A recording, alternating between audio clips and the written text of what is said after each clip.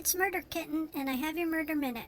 So now that he has all this time on his hands, President Trump plans to brandish obituaries of people who supposedly voted but are dead, plus hold campaign-style rallies in an effort to prolong his fight against apparent insurmountable election results. Fueling the effort is the expected completion of vote counting this week, allowing Republicans to file for more recounts. What's next, you're wondering? Well, Team Trump is ready to announce specific recount teams in key states and plans to hold a series of Trump rallies focused on litigation. But it's unclear who's going to lead that effort, since members of that team have, along with Housing and Urban Development Secretary Ben Carson, tested positive for coronavirus.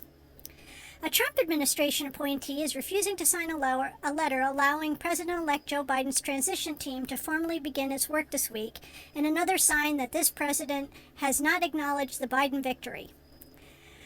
So, of course, what did the internet do? It did what it does best. It published this woman's work telephone number and email, and it seems 1 million people tried to call her this morning to say, "Get off the stick, Emily, and sign the goddamn paper."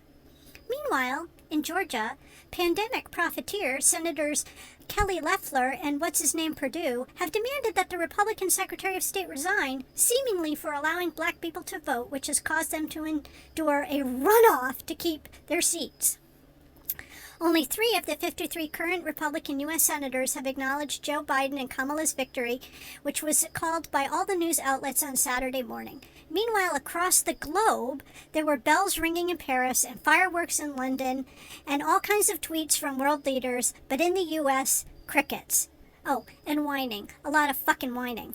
And speaking of whining, Ted Cruz was on the Sunday morning shows demanding recounts except where Republicans won. Don't you just wonder what it is that Trump has on him and others for them to prostitute themselves for this administration? Honestly, I just cannot wait until we find out. I wonder if there's a way to do a rotisserie compromise league. See you tomorrow.